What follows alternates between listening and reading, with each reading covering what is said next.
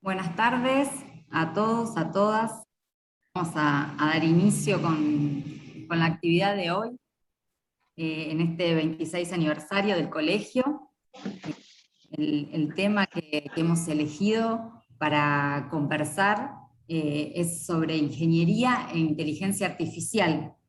El programa, bueno, está a la vista de todos. Vamos a comenzar con las palabras de bienvenida, que van a estar a cargo del presidente del Colegio de Ingenieros Especialistas de la provincia de Santa Fe, Distrito 2, el ingeniero electricista Oscar Berkovich. Buenas tardes, Oscar. Te doy el paso para que puedas dar las palabras de bienvenida. Gracias. Gracias, Mariela. Buenas tardes.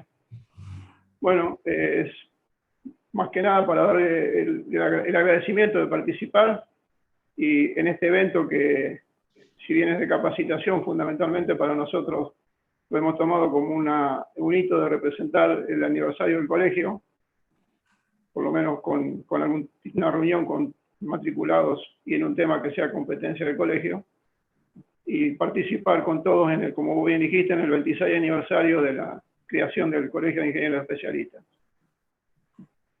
Gracias y, bueno, escuchemos el curso de disertación que tenemos planificado. Muchas gracias, Oscar. Bueno, ahora sí, vamos a dar comienzo vamos a continuar con el programa. Vamos a escuchar a Gerardo Simari. Gerardo es doctor y licenciado en Ciencias de la Computación. Y Gerardo tiene una presentación que se titula Inteligencia Artificial, ¿qué es y cómo puede incorporarse responsablemente en la industria? Gerardo, si querés compartir pantalla. Bueno, ahí voy. Mientras tanto, les voy comentando a las personas que están presentes y compartiendo la actividad de hoy, que mientras vaya avanzando Gerardo con su presentación, en el chat pueden ir dejando consultas, preguntas, comentarios, que hacia el final de la presentación se lo vamos a compartir a Gerardo, vamos a elegir algunas, si hay muchas, para no extendernos en el tiempo y poder respetar el cronograma. Y al final de su presentación Gerardo va a responder. Gracias. Bueno, ahí pueden ver mi pantalla. Sí. Se ve perfecto. Se ve perfecto. Bueno, muchas gracias Mariela por la presentación y muchas gracias al colegio por la invitación. Es un gusto estar acá y bueno, también felicidades por el aniversario del colegio. Bien, bueno, ya está la presentación, paso sin perder tiempo a la agenda. La charla que les preparé para hoy tiene esta forma que vemos acá. Parece un poco como, son dos grandes partes y en el medio una parte, digamos, que une a las dos, ¿no? Sería más bien como una estructura de sándwich. Vamos a ver al principio unos conceptos básicos, vamos a presentar las dos ramas de la inteligencia artificial. Después, bueno, en el medio vamos a ver algunas aplicaciones, les voy a dejar también algunos enlaces a algunos videos para que vean ustedes y sin consumir mucho del tiempo que tenemos. Y después, para terminar, sería la segunda parte del título, ¿no? De cómo se puede hacer una implementación responsable de esta tecnología. Viendo bueno, algunas partes fundamentales de este aspecto.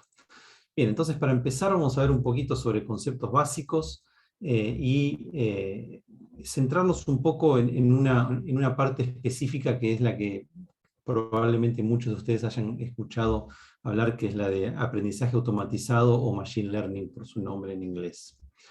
Bien, yo siempre comienzo hacia la definición de lo que es la inteligencia artificial, ¿no? Porque yo en el título prometo decir que es una tarea un poco difícil. Siempre comienzo por definir informalmente, ahora vamos a ver por qué, algunos conceptos claves, pero son difíciles de delimitar. En principio, cuando uno habla de datos, en general habla de valores crudos. Se dice crudo porque no ha sido sujeto a ningún tipo de procesamiento, ningún tipo de ajuste, que se le asigna algún sujeto a alguna propiedad, ¿no? Y voy a mostrar algunos ejemplos por ahí un poco básicos o podrían verse como aburridos, pero creo que son cruciales para entender algunos para comunicar, ¿no?, mejor algunos de estos conceptos. Por ejemplo, un dato. El sueldo mensual de Ana en 2020 fue de 58.000 pesos. Y ese dato lo podemos representar como si fuera en un lenguaje así medio lógico, como este que está acá, o lo más común, digamos, que ustedes probablemente hayan visto, es alguna tabla por ejemplo, un Excel, o en una tabla relacional tipo base de datos, que se llame sueldos. Tenemos el sujeto acá, sería Ana, y la propiedad es el sueldo en el año 2020, y lo codificamos así. Sí, es un dato crudo, podemos encontrar muchos datos de este estilo por todos lados hoy en día. Información es un poco más, es ir más allá del dato crudo, porque son datos transformados, justamente ya no dejan de ser crudos, y se transforman en información estos datos en algún contexto específico o como resultado de algún tipo de análisis. ¿Sí? Siguiendo nuestro ejemplo, el dato este que teníamos crudo lo podemos interpretar, ¿no? Pasa a ser información cuando sabemos qué significa esto. ¿Sí? ¿Qué significa esto? Bueno, conociendo a esta persona o qué codifica esta tabla, podemos llegar a algo como lo que dice acá, ¿no? Durante el año 2020, Ana recibió todos los meses, o sea, es un sueldo mensual, en su cuenta del Banco de la Nación Argentina, un depósito de 58.000 pesos argentinos. O sea, deja de ser un símbolo sin interpretar, es el del peso, podría ser dólares, podría ser cualquier cosa, en concepto de retribución por su trabajo en CONICET. O sea, fíjense que interpretamos ese dato crudo, tenemos un montón de información alrededor de este sujeto, esta persona, Ana, dónde trabaja, cuánto cobra, cómo es que cobra, y así. De nuevo, es un ejemplo muy, muy sencillo.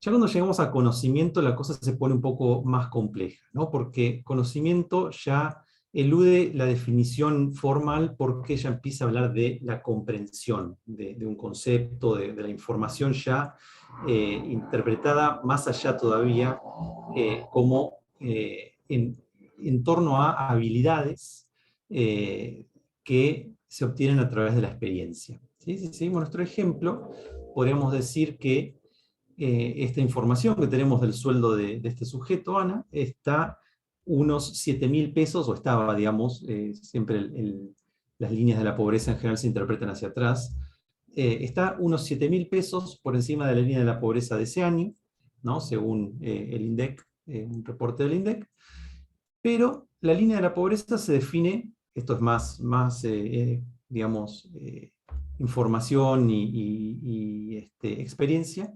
La línea se define en base a hogares de entre 3 y 5 integrantes. Por lo tanto, para saber, por ejemplo, si a nosotros nos interesa saber qué tan lejos está Ana de la línea de la pobreza, tendremos que saber su situación, ¿sí? Hay que interpretar este dato crudo que se transformó en información y luego en conocimiento en el contexto de una situación particular. ¿Sí? Entonces vamos viendo cómo se le van agregando cosas, ¿no?, a esos datos crudos. Entonces llegamos a la primera pregunta, ¿no? ¿Qué es entonces la inteligencia artificial? Y lamentablemente, un poco tal vez decepcionantemente, dado que los conceptos mismos que estuve intentando definir hasta recién son en sí difíciles de bajar, digamos, y de formalizar, no se tiene una definición clara y universal, pero hay dos aspectos claves que sí se saben. En general, la definición o lo que se persigue con la inteligencia artificial está de alguna manera relacionada con las capacidades humanas, ¿sí? O las queremos imitar, o las queremos sobrepasar, o queremos combinar, por ejemplo, las capacidades de muchos humanos en una sola herramienta. Eso es lo que quiero decir con que está de alguna manera relacionada. Y la segunda es que requiere del buen manejo de datos, información y conocimiento, como lo que estuvimos viendo recién. Y esto es lo que da lugar a lo que comúnmente se conoce como las dos ramas principales de la inteligencia artificial. Y ahora acá las vemos en pantalla, les pongo este versus así medio cinematográfico, medio de cómic, porque típicamente, digamos, históricamente se vienen de alguna manera peleando para ver quién domina, y han tenido sus épocas de dominio, sus décadas de dominio, desde los años 50, fines de los años 50 que surgió la inteligencia artificial, así que no es para nada nuevo, ¿sí? Hoy en día estamos viviendo un boom, pero viene de décadas. Vamos a ver un poquito de cada una, pero muy, muy poquito, como para dar una idea, y después nos vamos a meter un poco más en esta primera. La IA conducida por datos, ¿sí?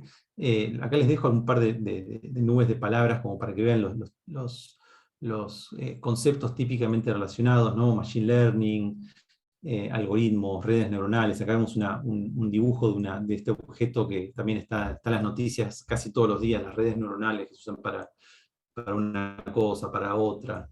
Deep Learning, esto es algo más nuevo, de la última década más o menos, que se inventó el concepto del aprendizaje profundo. ¿Sí? Entonces, eso serían los conceptos típicamente asociados.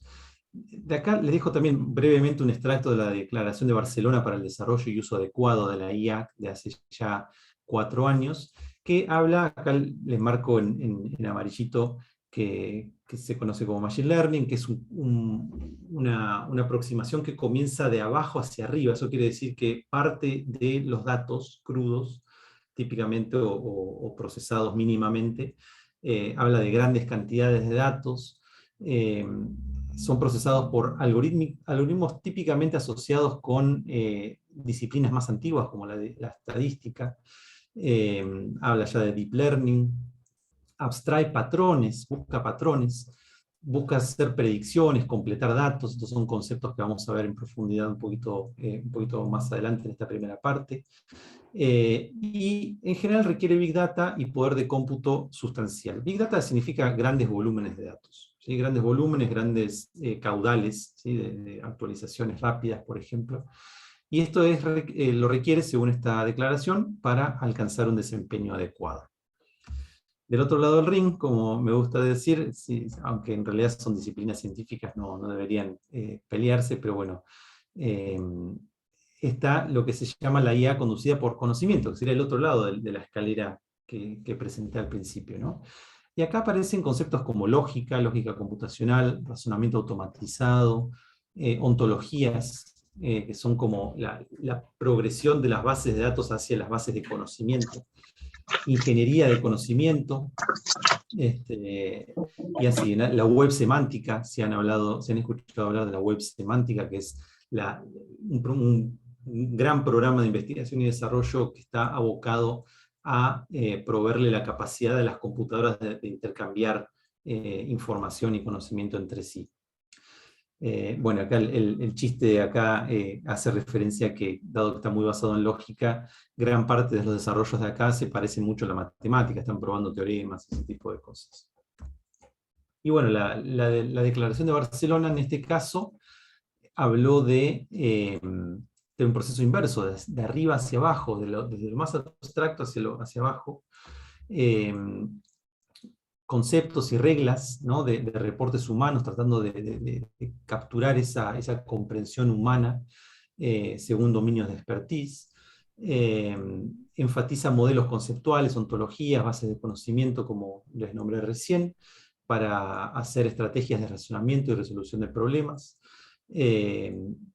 Aprendizaje en base de la intuición.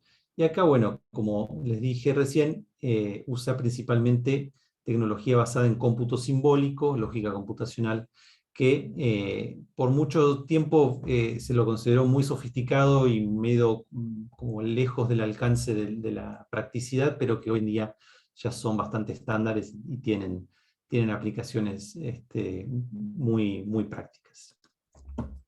Bien, entonces, habiendo introducido estas dos partes principales, vamos a pasar a ver algunos de los conceptos principales de lo que es el Machine Learning, el aprendizaje automatizado o la IA conducida por datos. ¿Sí? Acá vemos este dibujito esquemático es de lo que típicamente se reconoce como una red neuronal. Bien, y acá les doy un pantallazo simplemente como para provocar una reacción, ¿no? como le pasa al perro, que mira los conceptos asociados con esta rama de la disciplina de la IA, y realmente son muchos, ¿no? Obviamente no los vamos a cubrir todos, pero vamos a ir viendo algunos como para darles un pantallazo realmente de las cosas que surgen y entender un poco mejor cuando se encuentren con trabajos relacionados a esta disciplina, que hoy en día, como les decía, está tan en boga, tan en auge, que aparece a diario hasta en los periódicos, en los diarios de los más, digamos, de divulgación, que ni siquiera requiere de un entrenamiento científico, ¿sí? El primer concepto es la motivación, ¿no? ¿Para qué se hace? ¿Qué estamos tratando de hacer? ¿No? Acá vemos esto es un recorte de la figura esa grande que les mostré recién, y tenemos dos, ¿no? Predicción e inferencia. Cuando hablamos de predicción, nos interesa obtener un valor para una variable a predecir, y ahora les voy a dar varios ejemplos. Y en este caso, típicamente no nos interesa la forma en la que los datos afectan a la predicción. Entonces tenemos, por ejemplo, tengo un correo electrónico, algo que todas las bandejas de entrada hoy en día tienen que resolver. Para cada correo electrónico que entran, tienen que predecir si eso corresponde a un correo no deseado, o spam, o es un correo legítimo. O algo mucho más, de mucho más impacto, si una transacción bancaria es fraudulenta o no. ¿Sí? O una transacción en cualquier tipo de aplicación de finanzas. O hoy en día también este posteo de Facebook o de Twitter o de Instagram o de cualquier plataforma social, tenemos que predecir si corresponde a algo malicioso, ¿no? Como noticias falsas, como intentos de manipulación, ciberbullying, trolling, grooming, todas esas cosas que han surgido con todas estas tecnologías, hay que predecir antes de permitirlo o de permitirlo pasar sin ningún tipo de alarma, o si simplemente es inocente. Imagínense acá donde aparece el Big Data, ¿no? Si uno mira las estadísticas de cuántos posteos hay por minuto en Facebook, en Twitter, en estas plataformas, son realmente grandes volúmenes de datos. Bien, la otra motivación es la inferencia, donde también nos interesa obtener un valor para una variable a predecir, pero ahora sí nos interesa la forma en la que los datos afectan a la predicción. Por ejemplo, ¿a cuánto podría vender mi departamento si tuviera calefacción central? ¿Sí? Si le agrego algo, le agrego aire acondicionado, ¿sí? O cuánto cobraría si me especializo en inteligencia artificial, algo que hoy en día está también muy candente. Si pudiera dedicarme a la disciplina, ¿cómo afectaría mis ingresos, por ejemplo? O si estoy pensando en cambiar el auto, ¿cuánto tendría que pagar de seguro si me compro un auto 0 kilómetros, ¿no? Esos serían todos problemas de inferencia. Y vamos a ver que todo lo que vamos a ir viendo se va a ir mezclando entre sí también, van a aparecer cosas muy ricas. El segundo concepto que vamos a ver son las categorías, ¿sí? Las categorías de Machine Learning. Y la primera es aprendizaje supervisado. ¿Sí? Seguramente han escuchado hablar de datos de entrada que vienen con una etiqueta, ¿sí? O un rótulo, o en inglés le dicen label, simplemente una etiqueta, con la correspondiente salida. ¿Sí? Ahora vamos a ver ejemplitos. El nombre supervisado surge porque simula que hay un tutor detrás, ¿sí? Como si lo estuviera enseñando, diciendo cuál es el resultado correcto. Mira, cuando ves esto tenés que decir esto, cuando ves esto tenés que decir esto. Y la meta es aprender lo que se llama un modelo, también un concepto muy usado hoy en día, que produce salidas a partir de entradas. Entonces, por ejemplo, si quiero aprender a reconocer fotos de gatos, los datos de entrada van a ser muchas fotos, y la etiqueta va a ser, esto es un gato, esto es un gato, esto no es un gato, ¿sí? Y ahí sería muy simple, ¿no? Gato o no gato, ¿sí? Cualquier cosa que no sea un gato. Se puede ahondar a eso y empezar a decir, bueno, qué tipo de gato, qué raza de gato, qué color de gato. Pero bueno, lo mantenemos simples para que los ejemplos se mantengan fáciles de entender, ¿no? Lo mismo para transacciones fraudulentas, como vimos antes, o los posteos maliciosos de Facebook, ¿sí? Sería una forma de abordar esos problemas de inferencia o de predicción que estábamos viendo recién. El otro, claramente, si hay supervisado, tiene que haber un no supervisado, donde los datos de entrada ya no vienen con el resultado. O sea, es como te doy todo y busca vos, por sí solo tiene que encontrar el algoritmo, la estructura subyacente, y la meta puede ser simplemente encontrar esa estructura, o, por ejemplo, hay un tipo de aprendizaje que se llama representacional, que ya es un poco más avanzado y no lo incluí acá porque no tengo tanto tiempo, pero bueno, puede haber un paso intermedio para eso también. Y acá vemos una ilustración de esto, ¿no? El supervisado, acá está el robotito tratando de aprender, y dice banana cuando le muestran, y el otro dice no, o digamos, ya le había dicho que no, por ejemplo. Y cuando dice manzana, sí, ahí sí. Mientras que en el no supervisado desaparece la persona, el tutor, y el robot tiene que decir, bueno, tengo todo acá sobre la mesa y tengo que tratar de encontrar una separación entre ellos. Y acá vemos que lo hizo perfecto en este caso, ¿no? Dijo, ¿está bien esto? Bueno, le puso un circulito celestito a las bananas y un circulito rosa a las manzanas, ¿sí? En ese caso estuvo perfecto. Y el tercero es el aprendizaje por refuerzo. Es acá donde ahora les voy a mostrar un videito para cortar un poquito, donde el software o la herramienta inteligente interactúa con un entorno dinámico, ¿sí? Donde hay que desempeñarse de alguna forma para alcanzar una o más metas, ¿sí? Y la forma en la que aprende es vía retroalimentación, ¿sí? En la forma de recompensa, ¿sí? Es como si uno le dan un caramelo o le dicen que no, o le gritan, sería como una recompensa o un castigo, donde muchos de los problemas que vemos hoy en día se pueden ver de esta forma, ¿no? Los vehículos autónomos, podemos pensar en cómo se podría entrenar un vehículo de esa forma, ¿no? Cuando funciona bien, cuando está yendo bien por la calle, recibe recompensas, cuando se sube el cordón recibe una recompensa negativa, un castigo. Muchos de los juegos, ahora vamos a ver un juego justamente muy simples, pero donde se ve esto cómo sucede, o los sistemas antivirus, o los sistemas de spam, ¿no? Cuando nosotros le decimos que sí, que no, le estamos dando retroalimentación.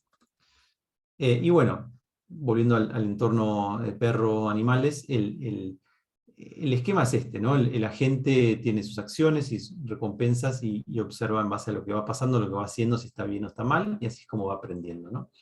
Bueno, el chiste acá dice, el padre le dice al hijito que como que se dio cuenta que mientras te entrenan te dan un montón de recompensas, así que te puedes hacer el tonto y aprovechar la situación. Vamos a ver un videito muy breve, a ver, ¿dónde lo tengo en otra ventana? Bien. Acá vamos a ver es un algoritmo que está jugando a un jueguito clásico, lo van a reconocer seguramente, y lo que está diciendo acá es que es importante saber que el software está solamente recibiendo como entrada, como recompensa, el sector de los puntajes, ¿no? Vamos a ver, luego de 10 minutos de entrenamiento, vemos que anda muy mal. Esta es la parte donde ve el puntaje, cada vez que le pega y no la pierde a la pelotita, aumenta, y cada vez que la pierde baja. Entonces eso lo toma como recompensa y dice, bueno, hay que maximizar esto. Y empieza a ver, ¿cómo hago? 10 minutos no le alcanzó mucho, pero ahora vamos a ver que después de 2 horas de entrenamiento ya juega como un experto, no se le cae nunca la bolita. ¿Sí? Todo partió de cero, no, ni sabía lo que era el juego, la máquina. Está recibiendo solamente la imagen y entrenando a partir de saber que esto es lo que tiene que maximizar. ¿Sí? Vean que es una imagen muy sencilla, es de un juego muy antiguo. Después de 4 horas de entrenamiento, acá dice, bueno, donde sucede la magia, dice, se da cuenta que hacer un túnel es la forma más efectiva porque no tiene que arriesgarse. Fíjense, ahora van a ver cómo pasa. El que ha jugado esto ya sabe lo que estoy diciendo. Logra hacer un túnel para hacer un montón de puntos sin jugar, básicamente. ¿Sí? Ahí no se le cae, es mucho más efectivo. ¿Sí? Eso es un ejemplo típico de lo que es el aprendizaje por refuerzo. Bien, pasando a otro concepto, serían los tipos de abordajes, ¿no? Acá también seguramente han visto esto, si no lo vieron como asociado a este tipo de cosas, lo han visto en cursos básicos de estadística, ¿no? Cualquier ingeniero ha visto lo que es una regresión. El objetivo es estimar relaciones entonces entre variables independientes y una dependiente, ¿sí? Y aparecen típicamente en aplicaciones de Machine Learning cuando se intenta predecir o inferir, como veíamos recién, el valor de una variable numérica, ¿no? Entonces acá tenemos una relación lineal, tenemos una relación no lineal, ¿sí? Esto sería el modelo, sería una palabra un poco grande para lo que es esto, sería acá en este caso la línea, en este caso la curva, ¿sí? Clasificación, acá ya es algo que ya apareció varias veces, no lo quise nombrar con ese término, pero es un tipo de abordaje donde el objetivo es dividir los datos de entrada en dos o más clases, ¿sí? Como decía hoy, gato o no gato, ¿sí? Fraudulento versus inocente. Y la idea es producir un modelo capaz de asignarle clases a datos nuevos. O sea, cuando me muestran algo que yo nunca vi, una foto que nunca vi, que tengo que saber discernirlo entre gato y no gato. Entonces, bueno, como les dije recién, todo lo del spam, el fraude, todo lo de las redes sociales pueden ser vistos como problemas de clasificación. Y esto es un problema que en general se resuelve de manera supervisada porque justamente tenemos que saber de qué clase es cada cosa. Y luce así, ¿no? O sea, informalmente tratamos de encontrar separadores que pueden ser lineales como en este caso o no lineales como en este caso. Vemos que no es perfecto. En este caso fue perfecto, pues es muy sencillo, pero vemos acá donde ya el dominio es más complejo, que el separador verde está dividiendo muy bien, pero si miramos haciendo zoom, acá vemos que hay rojos del lado azul y azul del lado rojo, ¿no? O están acá hay un azul del lado rojo. Entonces, típicamente ahora vamos a ver cómo se mide la performance, pero no va a ser perfecto. Clustering o agrupamiento es otro de los tipos de abordaje, donde el objetivo es dividir los datos de entrada en grupos, ¿sí? Y acá generalmente no se conocen los grupos de antemano, ¿sí? En algunos casos, algunos algoritmos nos piden que le estimemos aunque sea la cantidad, y esto sí, dado justamente el tipo de abordaje, se resuelve en forma no supervisada. Entonces, si los queremos visualizar, sería así, ¿no? Tengo todos estos puntos y los tengo que dividir. Entonces, si me cae un nuevo punto, por ejemplo, acá voy a decir, bueno, este está de los puntos negros, este de los puntos rojos, de los puntos verdes. Y de nuevo, de la izquierda tenemos un caso bien sencillo, mientras que en la derecha tenemos casos mucho más difíciles de dividir, como suele ser la realidad. Entonces, clasificación versus clustering son conceptos muy similares, pero no hay que confundirlos. En general, en clasificación tenemos grupos o clases predeterminadas, ¿sí? Tanto en definición como en cantidad. ¿Sí? En general es supervisado. O sea, en este caso tenemos que dividir, por ejemplo, acá tenemos la clase de los patos, las cabras, los gallos, ¿sí? O, digamos, otra cosa que me dé este tipo de división. Mientras que de este lado decimos, bueno, las aves, por ejemplo, por un lado, y los mamíferos por el otro, donde los grupos no están definidos. Tengo que, en base a lo que me dan, digo, bueno, a ver, acá parece haber dos grupos, ¿sí? O si me dicen acá, encontrar dos grupos, bueno, dos. Si me pidieran tres, tal vez dividiría acá alguno de estos, o estos en cuadrúpedos versus no cuadrúpedos, no sé, algo como eso. Bien, y por último les prometí hablar de un poco de cómo se evalúa esto, ¿no? Cómo nos va cuando hacemos modelos. Y acá es donde surgen lo que se llaman las matrices de confusión, ¿sí? Esto da lugar a muchas métricas. Acá estos cuadrantes hablan de los verdaderos y falsos positivos o verdaderos y falsos negativos. Y en base a eso, o sea, por ejemplo, cada vez que si me mostraron un gato y yo dije gato, eso es un verdadero positivo. Si me mostraron un gato y yo dije no, eso es un falso negativo, no debería haberse. Si me muestran un perro y yo digo gato, es un falso positivo, y así. Eso da lugar a muchas métricas, ¿no? Tasas de falso positivo, especificidad. Estas cosas aparecen mucho asociadas con cosas de salud, lo hemos visto por ahí con la pandemia. Y bueno, hay muchas que son, por ejemplo, precisión, recall, medida F1. Hay más, ¿sí? Y esto es para problemas binarios, ¿sí? de dos clases. Si hay más de una posibilidad, se complica aún más.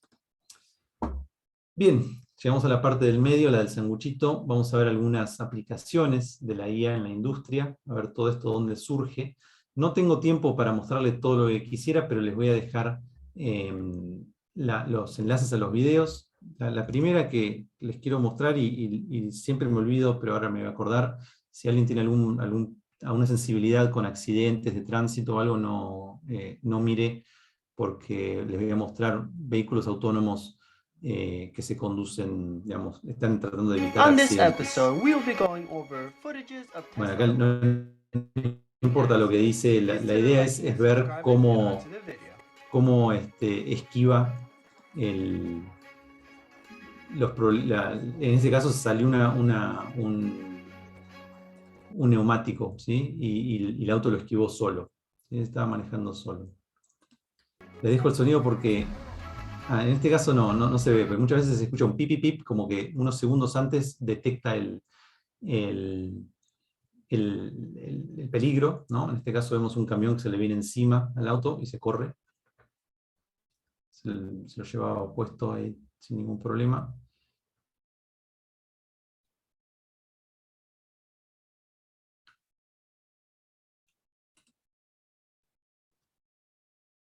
Ahí se le pulsó una bicicleta, a todos nos ha pasado seguramente algo así. Acá vemos todas las cámaras que tiene accesible el auto, ¿no? Tiene no solamente cámaras, sino tiene sensores, tienen cosas parecidas a radares, donde realmente tienen mucho flujo de información, y todos estos problemas que hemos estado viendo de clasificación, de predicción, se conjugan para resolver una tarea muy peligrosa, muy compleja, y evitar peligros como estos, ¿no? En esta situación vemos cómo en condiciones muy difíciles para un humano de manejar de noche, con visibilidad reducida por tormenta, vemos cómo evita accidentes igual, ¿no? Se corren del camino de autos. Bueno, podría mostrarle horas de esto. A veces chocan, pero mucho más leve de lo que podría haber sido. Lo voy a parar ahí para no perder más tiempo, pero bueno, esa es una. Y el otro sí se le voy a mostrar completo porque es mucho más cortito, es un minutito nomás, y habla de realidad aumentada. Y en este caso vamos a ver cómo los autos del futuro. Esto habla de los autos del futuro, es un video medio viejo, pero me gustó cómo está hecho, porque mucho de lo que está prediciendo ya está hecho hoy en día, ¿no? Vemos cómo marca peatones que se cruzan, la cebra, ¿no? Para donde hay que tener cuidado porque hay un cruce peatonal. Acá vemos el chico en patineta, alguien que se cruza caminando. Mientras va manejando le muestra la bicicleta en rojo, y vemos, bueno, como les dije, era muy cortito. Esto, si se fija en realidad aumentada en vehículos, van a ver que hoy en día hay autos ya en la calle que tienen esta tecnología, e incluso algunos lo ponen en una pantallita que está un poco más abajo digamos, en el tablero, y otros ya están desarrollando la tecnología, como lo estábamos viendo ahí, que en la misma pantalla, por ejemplo, manejando de noche, le muestran medio fosforescente que hay un animal en la ruta, ¿sí? O cosas parecidas a esta, como estábamos viendo de la bicicleta. Esto se los voy a dejar sin entrar en los links. Acá vemos uno de refuerzo, otra iteración de la misma tecnología del juego que vimos antes, pero con juegos mucho más complejos. Acá hay una que es básicamente una propaganda de Visa, pero que es muy interesante cómo muestra el volumen de datos que tienen que manejar una empresa como esa, y el tipo de problemas que tiene que resolver, ¿no? Cuando una persona pasa la tarjeta y, por ejemplo, está de viaje, si es algo normal, si es algo que tenemos otros indicios de por qué puede estar de viaje, que es algo válido, porque acá errarle, digamos, tomar una decisión equivocada, tiene un costo muy alto, ¿no? Imagínense para Visa que de repente empiecen a negar, a mí me ha pasado, que empiecen a negar compras simplemente porque me estoy comportando distinto de lo normal. Pero bueno, cuando estoy de viaje me comporto distinto de lo normal. Entonces, si de repente me empiezan a complicar el servicio, tal vez me vaya a otra tarjeta de crédito que lo haga mejor. Entonces, para la empresa tiene un impacto muy grande. Y acá vemos también un video que es un poco más viejo, de hace como 5 años, que ya en esto es mucho, pero lo mantengo porque está muy bien hecho, y muestra cómo las visualizaciones tienen mucho que ver con encontrar patrones y resaltar patrones que pueden ser de utilidad para casos como este, que son, creo que están hablando de estructuras moleculares. Bien, entonces ya pasando a la parte 3, vamos a ver un poquito de lo último que prometía, ¿no? De cómo se puede hacer esto responsablemente. Y acá les muestro un diagrama tomado directamente de las directrices éticas para una IA fiable, también que hace ya varios años que lo hizo la Comisión Europea. Y vemos que está parte de tres pilares fundamentales, ¿no? Donde dice que la IA fiable tiene que tener tres características. Tiene que ser lícita, o sea, tiene que cumplir con todas las leyes, con todos los reglamentos, todo lo que está, digamos, escrito en ley, que hay que respetar como cualquier ciudadano. Tiene que ser ética, ¿no? Tiene que demostrar el respeto, garantizar el cumplimiento de los principios y valores éticos, que ahora lo vamos a ver brevemente, y tiene que ser robusta, desde el punto de vista tanto técnico, ¿no? Que no se rompa, como cualquier sistema operativo, ¿no? Por ejemplo, nosotros estamos usando Zoom, cuando lo usamos, no, esperamos que no se caiga de repente la comunicación. Bueno, un sistema inteligente también tiene que ser robusto desde el punto de vista técnico, pero también social, ¿no? Cuando se le aparezcan situaciones que no están acostumbrados, que no vieron nunca, tienen que comportarse bien igual. ¿Sí? O sea, la realidad es que los sistemas de IA, aún con todas las mejores intenciones, pueden provocar daños sin querer, ¿no? Sesgos, todo lo que se ve en las noticias casi a diario. Y este es un mensaje importante, que la fiabilidad no concierne únicamente a la fiabilidad del propio sistema en sí, sino también de todos los procesos y todos los agentes que hay en todo el ciclo de vida del sistema. Bien, acá hablamos un poquito de los principios y los fundamentos, y acá vemos un poquito, no tenemos tiempo para entrar, pero vemos que hay respeto por la autonomía humana, prevenir el daño, la equidad, la justicia, digamos, la explicabilidad, ¿no? El poder decir, si alguien toma una decisión por mí, que me diga por qué o por qué no. Y vemos que los aspectos que aborda este documento son, los tres principales son los fundamentos, ¿sí? Esta segunda capa sería los fundamentos, o sea, sobre qué se construye. La segunda capa sería la realización, o sea, cómo lo hago. Y la tercera es cómo lo evalúo, ¿sí? Cómo estoy seguro de que estoy haciendo las cosas como tienen que ser. O sea, cómo los sistemas de IA pueden afectar a los derechos fundamentales que vimos recién. Y esto también, esta frase me gusta mucho porque hay veces que nos dejamos llevar, ¿no? Dice, identificar qué debemos hacer en lugar de qué podemos hacer, ¿no? Es claro, un ejemplo clarísimo es el del tema de reconocimiento facial. Si han estado al tanto de las noticias, han visto que tanto en Argentina como en otras partes del mundo se ha empezado a usar la tecnología de reconocimiento facial, pero o sea, la tecnología existe, se usa para muchas cosas, por ejemplo, para los teléfonos, para desbloquearlos, para Facebook lo usaba hasta hace poco, lo desconectó para identificar a las personas. Che, este no es tu amigo Juan, este no sos vos en la foto, porque ya tiene un montón de fotos nuestras y nos identifica. Pero ha habido muchos problemas asociados con eso, sobre todo con identificar, digamos, culpar a alguien de un crimen que no cometió, ¿sí? Alguien inocente. Entonces eso es lo que podemos hacer es la identificación facial. Lo que debemos hacer es otra cosa, ¿no? Tenemos que pensar muy bien antes de dejar estos sistemas libres al mundo, ¿no? Que los va a usar como según sus valores, ¿no? Que no siempre van a ser los mejores.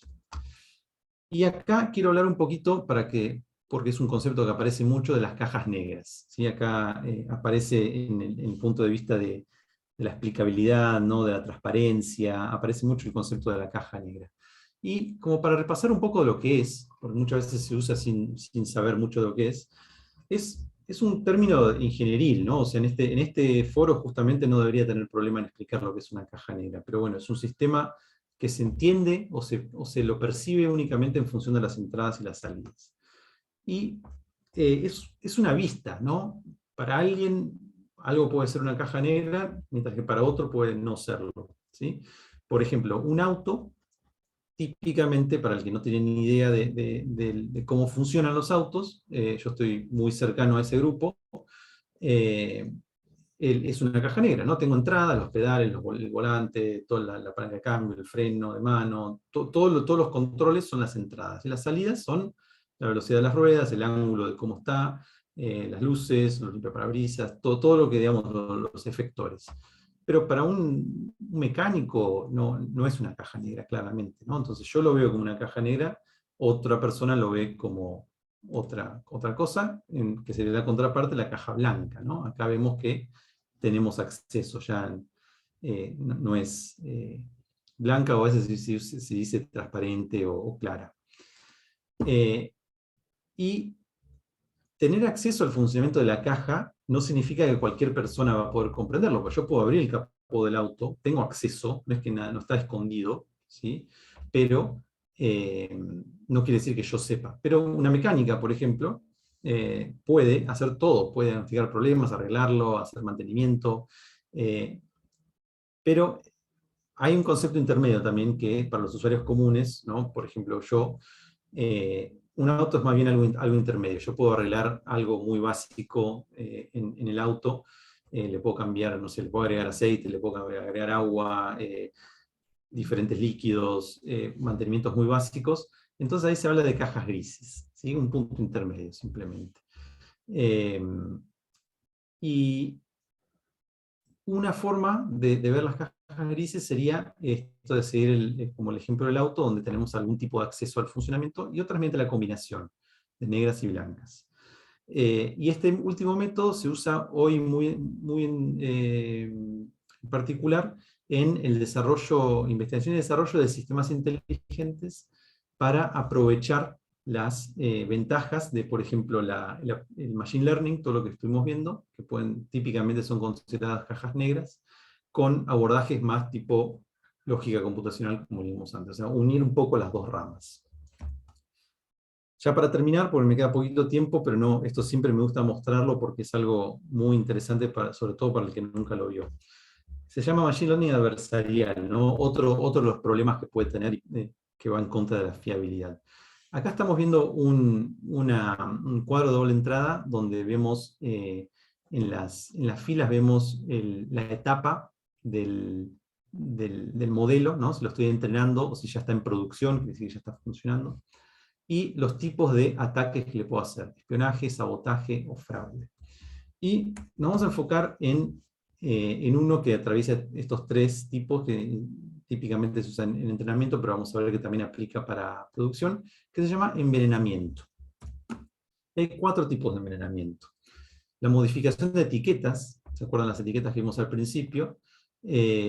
Significa que el atacante tiene acceso a realizar cambios en los datos de entrenamiento, ¿sí? En general con algún tipo de cota de modificación, ¿no? Para que no se entere el sistema de que le están envenenando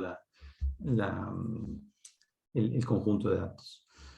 El segundo, que es un poco más sofisticado, es inyección de datos, que se tiene acceso al conjunto de datos de entrenamiento, pero solo con capacidad de agregar, ¿sí? No puedo hacer cambios.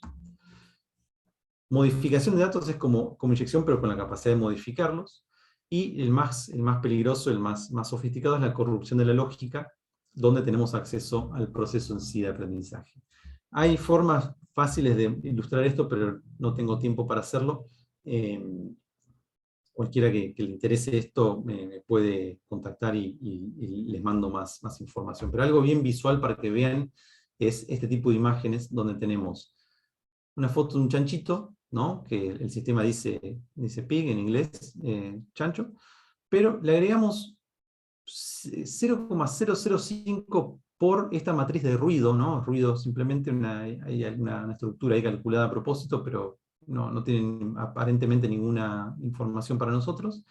Y esta es la foto que resulta, o sea, para nuestro ojo es idéntica. Capaz que si le hacemos zoom detectamos algún tipo de artefacto raro en algún píxel. Y el sistema ahora dice airliner, que en inglés es avión, un avión de línea, tipo un 747. No sé si será por las orejas o qué, pero, o por el tipo de nariz que tiene el animal. Pero bueno, vemos que lo podemos confundir muy fácilmente.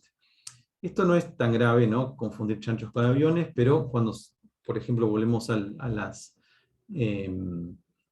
las aplicaciones de los autos que navegan solos, podemos ver señales de tránsito donde se le agrega ruido, ¿no? Y de repente una señal de pare, que acá en Argentina no se usa realmente mucho esta señal, o no se la respeta, pero en otros países, por ejemplo en Estados Unidos, donde se hizo este estudio, el pare es prácticamente como un semáforo, ¿sí? Hay que parar, estar seguro que nadie pasa y seguir.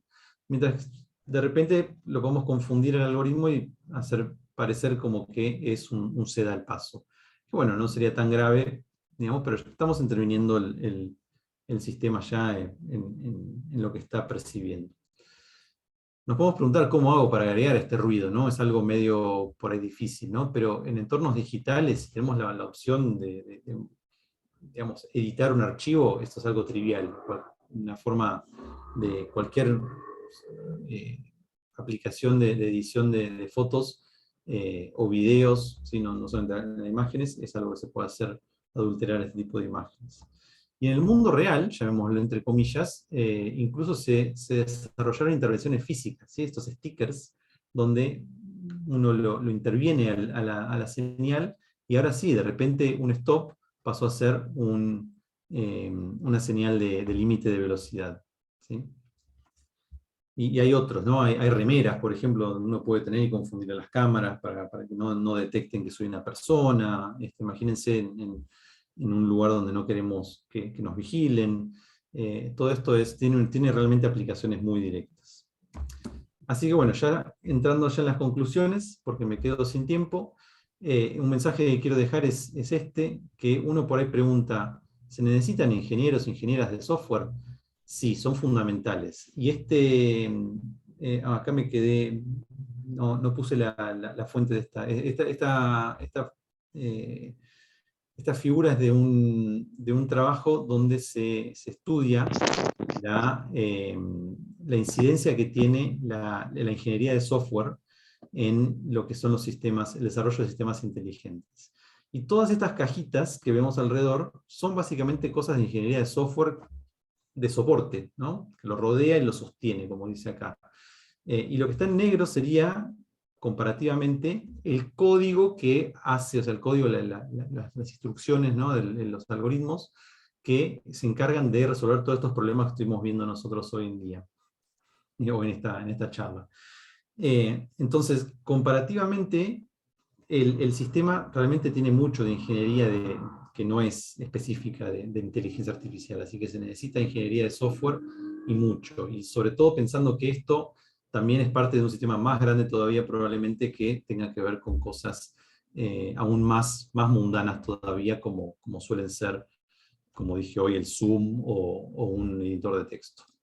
Así que, como conclusión, les digo que el potencial de la inteligencia artificial, sobre todo la conducida por datos, machine learning, es clarísimo, pero también las limitaciones, como estuvimos viendo hasta recién. Hay un boom actual de la IA que está impulsada por muchos de estos éxitos que hemos visto, ¿no? Acá vemos cuando le ganaron al experto, al líder mundial de Go, del juego de Go, que se juega mucho en Oriente. Hemos visto muchos logros en la navegación autónoma, pero en el gran esquema de las cosas se puede ver como si fueran éxitos de los más fáciles, digamos, dentro de todo, dentro del gran esquema, ¿no? De las enormes metas de la IA, ¿no? El fruta al alcance de la mano es una expresión en inglés donde uno dice, bueno, paso por un árbol y agarro una manzana, pues está ahí nomás. Y yo creo que el futuro de la ingeniería en sistemas inteligentes está en la combinación de las dos ramas que vimos brevemente en la charla de hoy. Así que bueno, muchas gracias por la atención. Como dijo Mariela al principio, si tienen preguntas, mientras tanto les dejo también mi información de contacto por si quieren anotar. Muchas gracias, Gerardo, por tu presentación. Quería hacerte una de las preguntas que llegaron. Si vos podías compartir hacia dónde se orientaba tu línea de investigación y por qué en las investigaciones que vos hacías. Bien, sí, gracias por la pregunta. No tuve tiempo para decirlo mucho. Bueno, acá justamente les dejo mi perfil en el Google académico, donde pueden ver mis trabajos, digamos, y también siempre digo, si alguien quiere un trabajo mío y le interesó el título, pero no lo puede encontrar porque está detrás de un sitio pago, me mandan un mail, yo se los mando. Está permitida compartir documentos así entre colegas, digamos, y no publicarlos. Mi grupo es Ingeniería Cognitiva y Bases de Datos. Yo trato de abordar problemas tanto teóricos, porque muchas veces pasa que uno aborda un problema interesante y se da cuenta de que es una cosa muy, muy difícil de abordar. Hay técnicas en computación que permiten analizar los problemas y garantizar de que no hay forma de que pueda resolver el problema en forma exacta, en un tiempo, con una cantidad de recursos de tiempo, espacio razonables, ¿no? Tal vez decimos, mira, para un tamaño de 10, supongamos, no sé, quiero ordenar algo, quiero resolver un rompecabezas o algo, para 10 va a tardar media hora, para 15 va a tardar 2 horas y para 20 ya hablamos de años. Entonces, lo que se hace en esos casos es estudiar el problema, ver cómo lo puedo restringir, encontrar casos particulares del problema donde hay garantías, donde lo puedo abordar de forma tratable, que se dice, con recursos razonables, tanto en forma aproximada puede ser, o exacta, pero suponiendo, por ejemplo, no sé, si fuera un rompecabezas, decir, bueno, las fichas no pueden ser de cualquier forma, sino de esta forma particular. Entonces, en ese caso tengo una forma de resolver. Entonces, con mi grupo mucho de lo que hacemos es plantear problemas en general, analizarlos, llegar a las conclusiones de que en general va a ser intratable, y encontrar formas de hacer esto que dije recién, y evaluarlo, ¿no? Llegar a la práctica, no quedarnos en la teoría, sino implementar, hacer software de prueba para mostrar cómo eso funciona en la práctica. Bueno, justamente, referido a la práctica, las preguntas que llegan es vinculado a la industria argentina. Si hay algún caso, bueno, después viene la presentación de Pilar, que es justamente sobre aplicación de inteligencia artificial en Rosario y la región. Nos va a dar muchas Pero respuestas. me preguntan si tuviste que resolver algún problema real a nivel de industria. Y también preguntan por el marco legal, si existe algún marco legal que regule la aplicación o desarrollo. La más fácil primera, el marco legal. No, realmente estamos muy, muy atrasados, todo el mundo está muy atrasado en eso, porque como vemos, yo les digo que un video es viejo porque tiene 2 o 3 años, y imagínense, ¿no? Para una ley. Realmente los avances van muy rápido, entonces las leyes están muy por detrás, y eso también dificulta mucho el tema de todo lo que les nombré muy por ahí. Algo a lo que me dedico mucho también es eso, a la ciberseguridad desde el punto de vista de las plataformas sociales y eso. Imagínense, no soy experto legal para nada, pero realmente no está bien trabajado los conceptos de actividad maliciosa en ese tipo de plataformas y eso, ¿no? Y bueno, también desde el punto de vista de lo que puedo decir de la industria, de lo que yo he visto en mis experiencias, es que lamentablemente, o sea, no es casual de que yo haya empezado la presentación de hoy desde lo más básico que yo considero que son los datos, ¿no? Yo hablé de datos, información, conocimiento, y a partir de ahí construí todo de lo que les hablé. Los datos son la base de todo, son el oro, ¿no? Ya se ha hablado muchas veces de que es el petróleo del nuevo milenio y eso. Y lo que yo he encontrado en las empresas es que no han tenido una buena higiene de datos. Entonces, se acercan a nosotros, ¿no? Como para hacer un trabajo con la universidad, o a mí como experto me preguntan, no sé, ¿cómo harías esto? Y cuando te muestran lo que tienen en general, hablo, no quiero ser, digamos, como se dice, no quiero generalizar por demás, pero en general nos muestran cosas que los datos están de una forma muy pobre, ¿no? Mal organizada, mal almacenada, ¿no? Imagínense, para hacer una caricatura, ¿no? Pero no está muy lejos. Te piden hacer, no sé, reconocimiento facial, no sé, y te muestran y tienen todo en un Excel, o en varios Excel, que están por estallar porque eh, porque ya no les da la capacidad de la hoja, por ejemplo. Incluso, repito, no es algo de Argentina.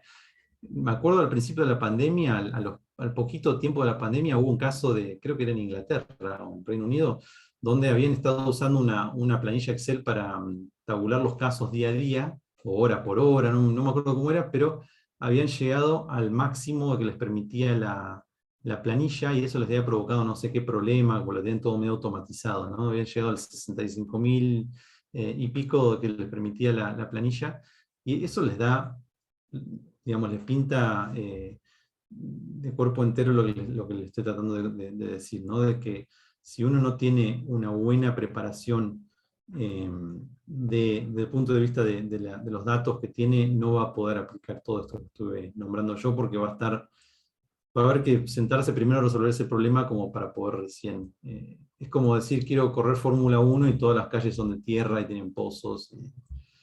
¿Sí? Gerardo, por último, nos piden si tenés alguna sugerencia para los profesionales más jóvenes, ¿no?, de la ingeniería en relación a la inteligencia artificial. Bueno, que se acerquen, que tomen algún curso. Vemos que hay carreras, ¿no? Ustedes están presentando la nueva carrera. Hay diferentes niveles, ¿no? Depende uno con la seriedad que quiera encarar o la profundidad con la que quiera encarar el tema. Puede hacer o un curso muy introductorio, o encarar algo. Hay un programa que lo maneja la UBA desde la Facultad de Derecho, que tienen un programa que se llama multidisciplinario de desarrollo de capacidades de inteligencia artificial, que está diseñado justamente para, no es una carrera, digamos, es un conjunto de cursos donde uno va desarrollando estas capacidades, y si después ve que le interesa mucho, tal vez se pueda anotar en una especialización. Alguien que ya es graduado de ingeniería, por ejemplo, puede hacer una especialización. Está la de ustedes, hay por todo el país. Nosotros en la Universidad Nacional del Sur también tenemos una que la estamos por poner en funcionamiento. Después de eso también hay carreras ya más de investigación, ¿no? Hacer un magíster, hacer un doctorado. Todo depende del ámbito en el que uno quiere aplicar, pero lo bueno es que hoy estamos en un momento que realmente es un tesoro de información disponible, y en general gratuito, o una buena parte gratuita, donde uno puede aprovechar y perfeccionarse. Así que mi consejo sería aprovechen, ¿sí? Porque ya yo no soy tan grande, pero yo cuando empecé a estudiar en la universidad, el mundo ya era distinto, ¿no? Google recién nacía y no era nada que ver con lo que era hoy. Entonces ya que estábamos programando y teníamos que encontrar la solución a un problema, y teníamos que buscarlo de otra forma. Y hoy en día hay herramientas mucho más poderosas. Es una espada de doble filo también, porque hay que tener cuidado, ¿no? No todo es de buena calidad, pero aprovechándonos, en Argentina tenemos un sistema educativo muy accesible, o gratuito en muchos casos, así que aprovechen eso y bueno, perfeccionense. Bueno, Gerardo, muchísimas gracias en nombre del Bueno, colegio por haber compartido esta presentación. muchas gracias a ustedes, fue un placer. ¿No? gracias otra vez, y ahora sí vamos a escuchar a Pilar Bulacio. Pilar tiene un doctorado en Ingeniería de Sistemas Telemáticos de la Universidad Politécnica de Madrid, también es ingeniera electrónica por la Facultad de Ciencias Exactas, Ingeniería y Agrimensura de la UNR, es docente en la facultad, es profesora de Introducción a la Inteligencia Artificial, es investigadora, y justamente, como lo presentamos antes, Pilar va a comentarnos, va a presentar casos de aplicación de inteligencia artificial en Rosario y en la región. Hola, buenas tardes, a ver si se ve, no sé si se alcanza a ver la pantalla. Sí, se ve perfecto. Bueno, muchísimas gracias por la presentación, gracias Mariela por la organización y bueno, por la invitación al colegio, obviamente. Bueno, esta presentación es de algunos casos de inteligencia artificial, algunas aplicaciones que nosotros desarrollamos dentro del ámbito de CIFACIS y de la Universidad de la Facultad de Ciencias Exactas, Ingeniería y Agrimensura de la ciudad de Rosario. ¿Está bien? Me viene bien la presentación de Gerardo porque ya estamos en sintonía, solamente vamos a remarcar algunos conceptos para poder avanzar. ¿Qué es la inteligencia artificial? Bueno, algunas definiciones, como decía Gerardo, hay múltiples, es ese diseño de construir algoritmos, máquinas inteligentes que puedan razonar en forma análoga a la que la hace un ser humano, y algunos conceptos que tenemos que tener en cuenta, bueno, ¿qué es razonar? ¿Qué es inferir?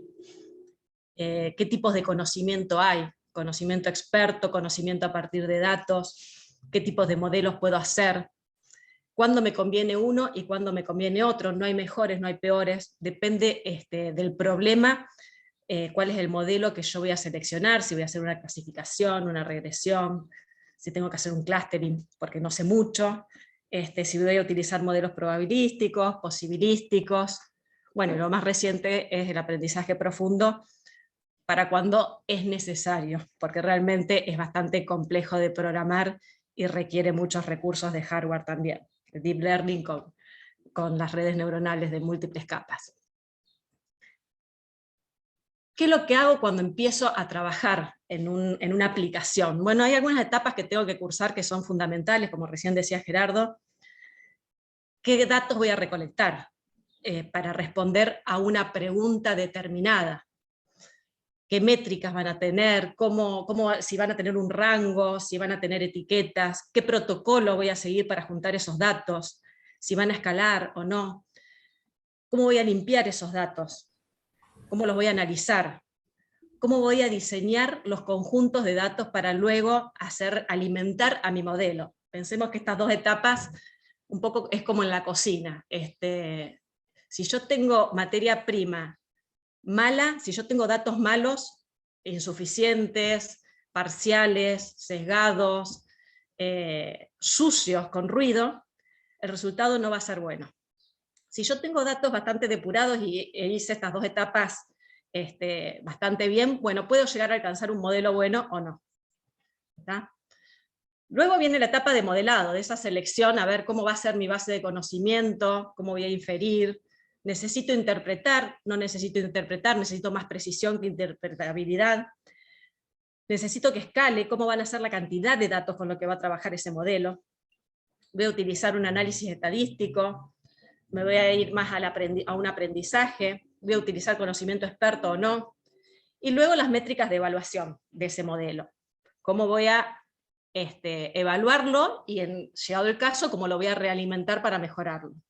¿Está?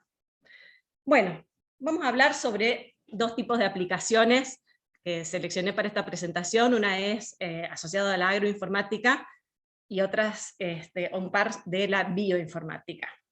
Vamos a ver en la agroinformática, voy a achicar un poquito acá la pantalla para poder ver. Bueno, la ingeniera, la doctora que lleva a cabo este proyecto, está ahí, su fotito es Natalia Iglesias. En particular, este es un software para la generación de mapa de prescripción.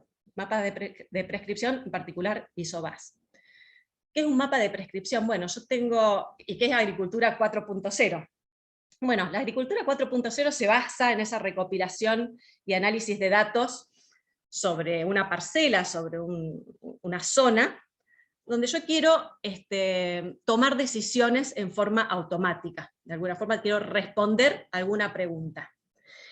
Y los mapas de prescripción son en particular una de las preguntas. Yo tengo algunas variables agronómicas de interés. Por ejemplo, esta es una típica parcela o campos en agricultura 4.0. Yo tengo, por ejemplo, en alguna parcela quiero saber qué cultivos, entre un grupo de cultivos, cuál me conviene sembrar en determinado momento. Bueno, recolectaré determinados datos, siguiendo algún tipo de protocolos, composición de suelo, humedad, cantidad de fósforo, nitrógeno, diversas variables, y ahí podré tomar una decisión de cuál es el cultivo que me conviene. Otro de los mapas típicos son de altitudes, de humedades. Entonces, al fin y al cabo, a mí me ayuda a tomar, a partir de esos datos, una decisión respondiendo a alguna variable agronómica que a mí me interese. En términos más esquemáticos, ¿qué es lo que tenemos? Bueno, nuevamente, nosotros vamos a tener por un lado la medición de ese suelo, todos los sensores que yo pueda poner aéreos, terrestres, en la maquinaria, sensores ópticos.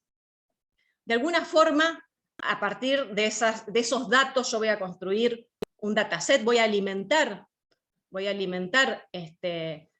un sistema, voy a diseñar un sistema experto, un sistema basado en conocimiento, donde en este caso también me va a interesar agregar conocimiento experto, porque en particular en las decisiones agronómicas muchas veces, obviamente que importa lo que yo estoy midiendo del suelo, lo que estoy midiendo del aire, lo que estoy midiendo del medio ambiente, pero también me importa, alimenta mucho a este sistema basado en conocimiento, la información, el conocimiento que pueda dar un agrónomo, o el conocimiento que pueda dar el dueño del campo, que al fin y al cabo es el que termina dando la decisión final de qué es lo que se va a hacer también. Uno puede ir conmensurando, digamos, los dos conocimientos, agregándolos de alguna forma para llegar a una toma de decisión final. En este caso, sería el mapa de prescripción. Y ese mapa de prescripción va a alimentar a las distintas maquinarias agrícolas para que realicen una determinada acción.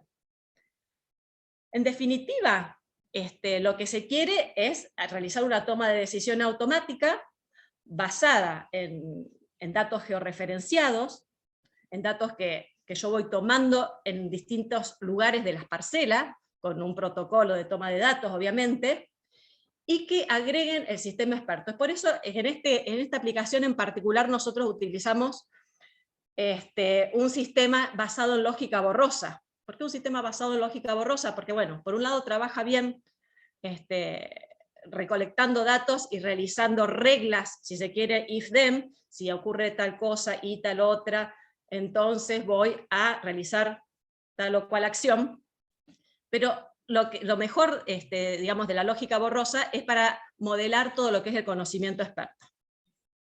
El conocimiento experto, las personas habitualmente pensamos, trabajamos, modelamos el conocimiento a partir de reglas. Entonces realmente es una solución que a nosotros nos pareció la óptima. Y a su vez, queremos que estas soluciones, estas tomas de decisiones que se van alcanzando, sean portables. ¿Qué quiere decir esto? Que una máquina agrícola u otra puedan intercambiar esta información para a su vez enriquecerse en una nueva etapa o para realmente realizar la toma de decisión, la acción que tiene que ejecutar. Para eso, todo lo que es estándar en lo que es maquinaria agrícola se llama ISO-BAS, que son estándares tal como el Ethernet en teoría de comunicaciones. ¿Está bien? Entonces, bueno, a partir de un módulo basado en lógica borrosa, logramos, por un lado, tomar datos determinados de las parcelas asociados al problema que nosotros queremos resolver, agregarlo con conocimiento experto y obtener ese mapa de prescripción que al fin y al cabo es la toma de decisión de acciones que yo tengo que realizar sobre esa parcela para responder a ese problema, a esa pregunta determinada.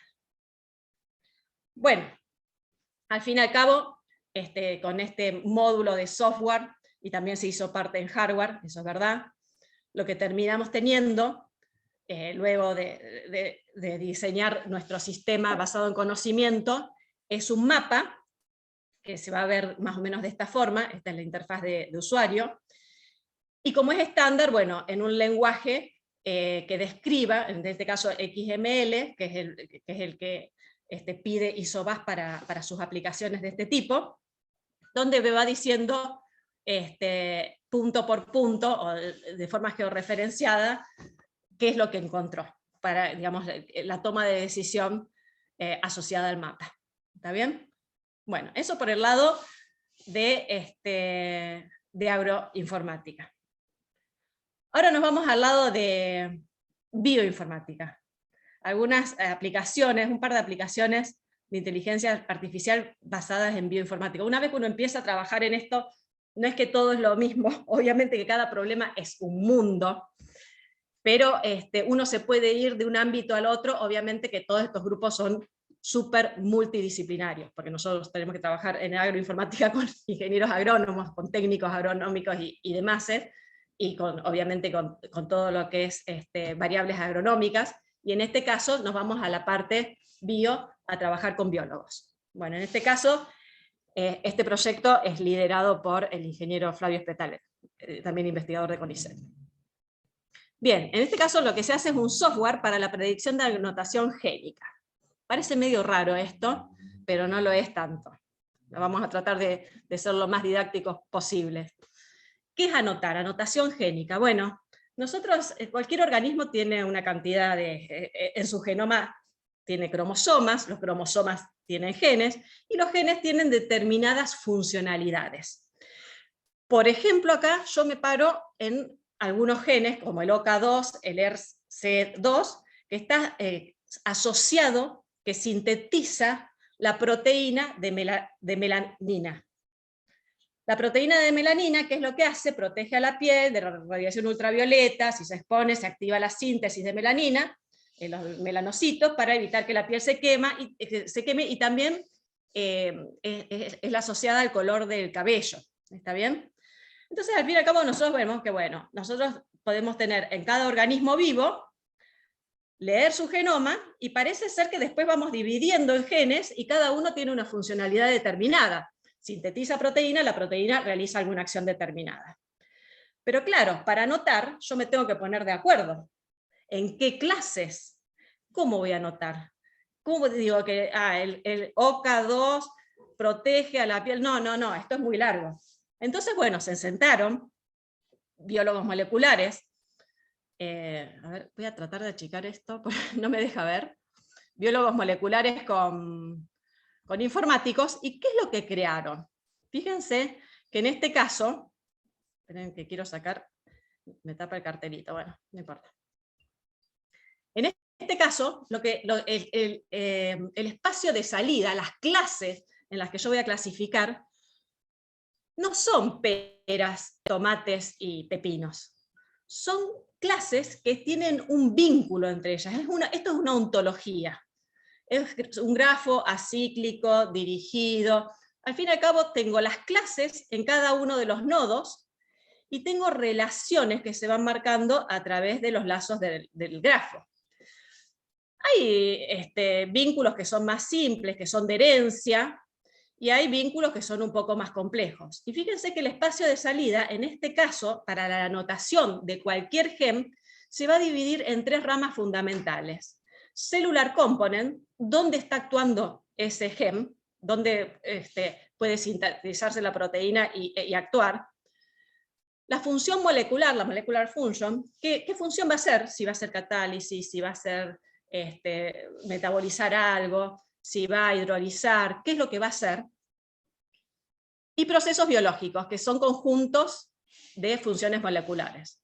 Entonces, al fin y al cabo, como que vemos que, claro, el espacio de salida ahora es una ontología. Yo podría poner a cada uno de los datos, a cada uno de los genes, hacerlo pasar por mi sistema inteligente, preguntarle en cada uno de estos nodos, ¿sos o no sos de esta clase? ¿Sos o no sos? ¿Sos o no sos? Podrías tener una pregunta binaria, si no, en cada uno de los nodos, pero después tengo que hacer un recorrido, una segunda etapa, para que sea consistente la respuesta final, la respuesta colectiva, porque esta es una ontología, este es un espacio de salida. y tiene que ser consistente la salida con una ontología, con todos los vínculos que acá se presentan. Yo no puedo decir que, por ejemplo, que pertenece a un proceso metabólico y que no pertenece a un biological process, porque esto es una clase de herencia. Entonces, desde el nodo donde yo digo sí, pertenece, para ahí para arriba, todos los de herencia por lo menos tienen que estar prendidos. Y después tengo que ver los otros tipos de relaciones que son más complejas aún para programar. Ahí se me trabó. Bueno, al fin y al cabo, ¿qué es lo que tenemos en relación a ese pipeline inicial que les comentaba? Bueno, tenemos los datos crudos, los objetos, digamos, los elementos iniciales. Obtengo los datos crudos, leo los genomas. ¿Cómo los leo? Con un secuenciador. Ahora ya los conocemos, esos aparatos secuenciadores, son los que leen el COVID, las 30.000 letras del COVID, bla, bla, bla. Bueno, ya nos van resultando más fáciles eso, ese tipo de conceptos. Fíjense que el genoma humano, cualquier genoma, la información genómica, va a tener una información, está descrita en un alfabeto ATCG, en 4 letras, en 4 elementos químicos, si se quiere. Y luego, de alguna forma, yo voy a tener que pasar a un conjunto, un dataset. Tengo que formar un dataset, porque los genes tienen distintas longitudes. Yo los tengo que caracterizar. ¿Qué variables a mí me interesa ver de esos genes que estén asociadas a esas clases de salida que yo estoy preguntándome? A procesos biológicos, a funciones moleculares, a cellular components. A partir de ahí, bueno, tengo que hacer mi modelo computacional de aprendizaje en varias etapas, en las etapas que yo necesite. Por ahí los hago a nivel individual, después hago un nivel de consistencia y demás. Acá en este caso se hizo Support Vector Machine y Factor Graph, da igual el modelo de aprendizaje que se utilizó, para obtener para cada uno de los genes que yo voy pasando por este pipeline, una respuesta consistente sobre la ontología. Bueno, eso es lo que hace la predicción de anotaciones sobre Gene Ontology. Quizás lo más novedoso de esto es que nosotros trabajamos sobre las 3 ontologías y no trabajamos solo con las relaciones de herencia, sino que trabajamos también con las otras relaciones que son mucho más ricas y mucho más complejas de programar. Bien.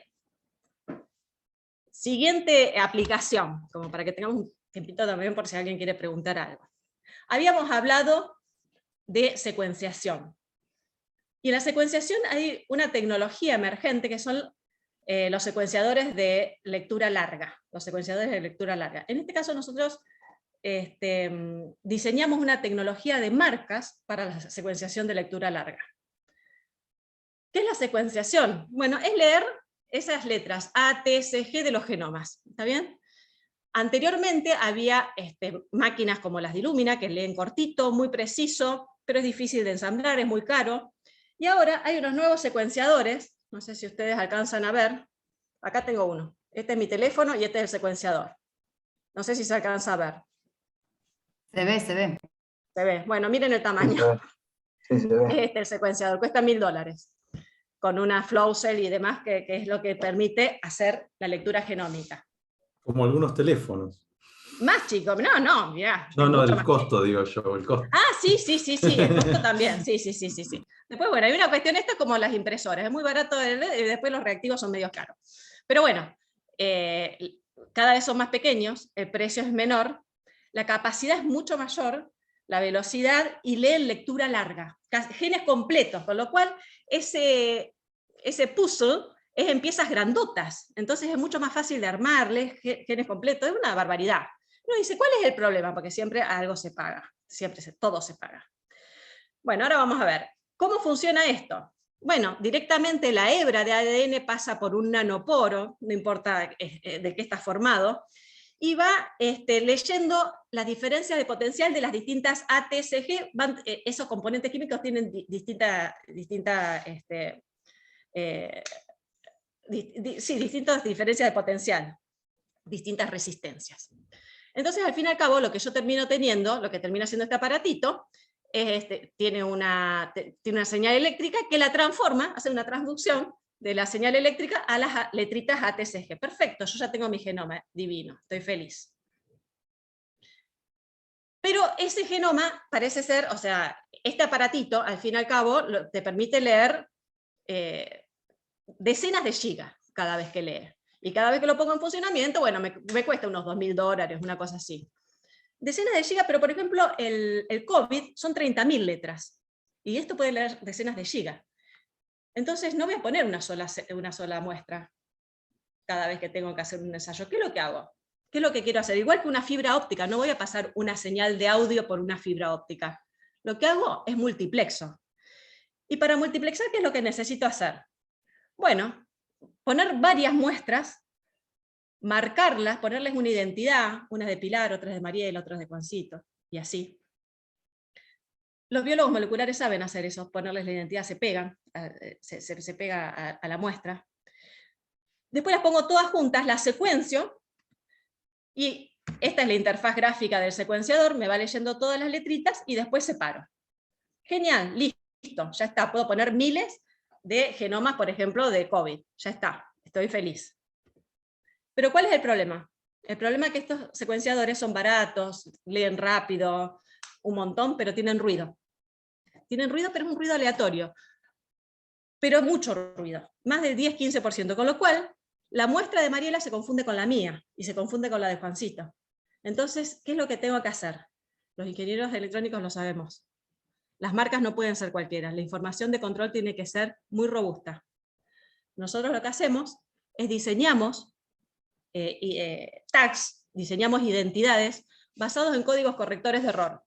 No son tags distintos nomás, no son colores distintos y listo. No, es información diseñada bajo modelos matemáticos de códigos correctores de error, se sintetizan esos barcodes, se pegan, se ponen todas las muestras, cada uno una muestra, se ponen todas las muestras juntas, se secuencia, después de secuenciarse, la muestra va a estar corrupta, pero va a tener información redundante como para saber rearmarse. Y ahí voy a poder demultiplexar cada muestra. Esto, bueno, nosotros lo hicimos con 96 muestras de COVID. Esto lo llevó a cabo principalmente Ignacio García Lavari. Y también lo hicimos con 4000 muestras. O sea, pudimos multiplexar, mezclar dentro de este aparatito ínfimo 4000 tags y poder demultiplexarla. Bueno, esta tecnología sí está bajo aplicación de patente, a la espera, digamos, y esta tecnología, como la diseñamos dentro de Universidad de CONICET, nosotros hicimos una startup para empezar a realizar la comercialización de la misma. Bueno, este es el grupo de facultad, digamos, de Ciencias Exactas, Ingeniería y Agrimensura, y este es el grupo de la startup donde estamos iniciando la comercialización de la tecnología y el desarrollo más comercial. Bien, muchas gracias. Muchas gracias, Pilar. Muchas gracias por la presentación. Espero no haberme pasado con el tiempo, porque estaba... No, tengo dos preguntitas para hacerte. Las dos, vos elegís cuál respondés primero. Dale. Una es, ¿en qué rama de la industria se está aplicando hoy con más frecuencia o la IA, la inteligencia artificial? ¿En cuál se ve más aplicada? ¿En qué rama? Y otra es sobre la inversión que se requiere para migrar a una manufactura 4.0 asistida por IA. Digamos, si es mucha la inversión que se tiene que hacer. Bueno, yo realmente en toda la parte que recién mostró Gerardo, toda la parte de vehículos y demás, la desconozco. Me imagino que ahí es la bomba, porque obviamente que todo lo que es detección de objetos y lo que antes costaba tanto cada vez está más siendo abocado por aplicaciones de IA. Pero bueno, en la parte de biología molecular es una constante. En la parte de tratamiento de datos, nosotros, por ejemplo, bueno, toda esta codificación y decodificación la estamos haciendo con procesamiento con GPU. Pensemos que estos aparatitos te tiran 10 gigas y 10 gigas, y todos los días te tiran 10 gigas, y hay que procesar los 10 gigas, y hay que sacar información. Entonces, un cuello de botella que se tiene todavía actualmente, es el análisis de los datos. se obtienen datos y nadie sabe qué hacer con los datos. O sea, toda la ingeniería de datos es algo muy complejo, la parte, por ejemplo, bioinformática es súper compleja, y quedan los discos llenos y llenos de datos y nadie sacó ninguna conclusión. Entonces, bueno, yo creo que la parte de programación con GPU es algo esencial. Hay muy pocos programadores con GPU, Natalia es una. Es complejo programar con GPU, no es fácil. No es como el C++, no, es un escalón más allá, hay que trabajar muy a nivel de memoria y tiene que ser gente que conozca mucho del manejo de hardware incluso. Así que bueno, me parece que por el lado de todo lo que es la ingeniería de datos es esencial, digamos, porque ahora cada vez es más barato censar datos, obtener datos, pero el tema del procesamiento es el punto flojo que tenemos hoy en día. Y los programadores y la gente que conozca, porque este es otro tipo de programación, no es hacer una web, o sea, es una programación un poco dura, es una programación un poco dura, lo que es el trabajo sobre ontología, por ejemplo, ahí son clasificadores que uno puede poner un support vector machine, pero después hay que recorrer la ontología y hay que ir un paso un poco más allá. No sé si eso responde. Sí, y preguntan, por ejemplo, dan el ejemplo de la industria aeroespacial, que se imaginan que hace tiempo que se aplica, pero ¿en qué otras empresas se está utilizando? Bueno, un poco se respondía, ¿no?, con lo que vos contabas. Sí, yo todo lo aeroespacial, nosotros nos basamos en el agrobioinformática, o sea, lo que va un poco más allá son todos campos que para trabajar o para lograr una aplicación, estos son campos súper multidisciplinarios, entonces no es, el punto de partida es complejo. Sentarse con un biólogo y entender la ontología sobre la que uno tiene que clasificar, y qué quiere decir regular, y qué quiere decir es parte de, y qué quiere, o sea, uno se tiene que sentar con la persona y estar meses y meses sincronizando el conocimiento para darse cuenta qué es lo que tenés que hacer. Ese es un punto, con los agrónomos lo mismo. Yo me acuerdo inicialmente cuando íbamos a la Facultad de Agronomía y les presentábamos posibles problemas y nos decían, no, ese no nos interesa, eso tampoco nos interesa, o aplicaciones, no nos interesa, tampoco nos interesa. Un día fuimos y le dijimos, ¿qué les interesa? Vamos a empezar al revés, ¿qué les interesa? Y ahí nos empezaron a decir, claro, nosotros, las pavadas que hacíamos, no sé, dónde caía la semilla de soja, los agrónomos decían, a mí qué me interesa si cae 5 centímetros más allá, 2, no nos interesa nada de cómo rueda, nada les interesaba. Pero les interesaba ciertos censados, ciertas variables. Los sensores son complejos, el hardware también es complejo, porque cuando va en la maquinaria agrícola, si es un censado de aire, se golpea con la tierra, se ensucia. Entonces hay que empezar a lidiar con otro tipo de cosas. Cómo vas recolectando los datos, o sea, los protocolos de recolección, cómo los vas a limpiar, qué variables ambientales vas a tener en cuenta, cómo lo vas a hacer. Entonces, es riquísimo eso, sentarse, todos estos proyectos, todas estas aplicaciones, no hay forma de lograrlas si no es con un ambiente multidisciplinar. O sea, no hay forma.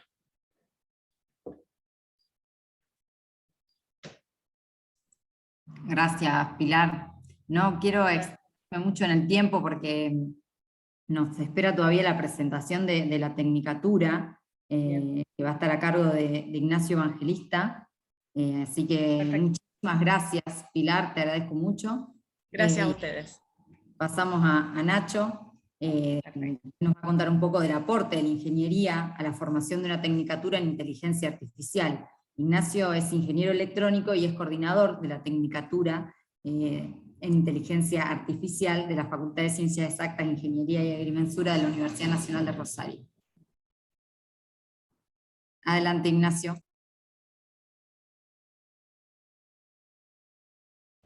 Ahí está, ahora sí, no encontraba el micrófono. Se escucha bien ahí, ¿no? Se escucha perfecto. Bueno, gracias por la invitación. Muy buenas las charlas también de los expositores anteriores. Acá seré breve, digamos, no tengo preparado nada muy extenso. Quería contarles un poco el jugador que estamos poniendo en la cancha, en esta cancha de la inteligencia artificial, desde la Universidad Nacional de Rosario, desde la Facultad de Ingeniería, así que conozcan un poco la carrera que vamos a lanzar en marzo del año que viene, y un poco cuál es la idea, y sí después contar un poco la conexión que podemos hacer con la ingeniería. Así que, bueno, esta carrera surge de una sinergia, de una cooperación entre el Polo Tecnológico Rosario y la Facultad de Ingeniería de la UNR. Estaba la idea de colaborar, ya hay un vínculo establecido y hay una necesidad en la industria de profesionales en el área de la inteligencia artificial. Perdón, estaba viendo que acá dice que se conformó una comisión de expertos para de estudios. Para el armado del plan de estudios, posiblemente debería decir ahí. Entonces, en una cosa así de 1 año y medio, se armó un plan de estudios con el que vamos a salir a la cancha en marzo del año que viene. La idea es... hice cualquier cosa. Cuando armé la diapositiva de esta imagen la puse arriba de todo. La idea es formar personal para empresas del sistema productivo en general y empresas que sean de base tecnológica en particular, y se trata de una carrera de pregrado. Y acá voy a hacer una advertencia, un disclaimer. Si bien el título de la carrera es Tecnicatura Universitaria en Inteligencia Artificial, lo cierto es que un nombre alternativo que también le podríamos dar es una Tecnicatura en Minería de Datos o Tecnicatura en Ciencia de Datos. Y me gusta este diagrama de Venn que muestra un poco que, un poco contaba Gerardo lo que era la parte de la inteligencia artificial. Dentro de eso tenemos el Machine Learning, y en particular dentro del aprendizaje automático, dentro del Machine Learning, está el Deep Learning. Y el Data Science toma un poco de todo eso.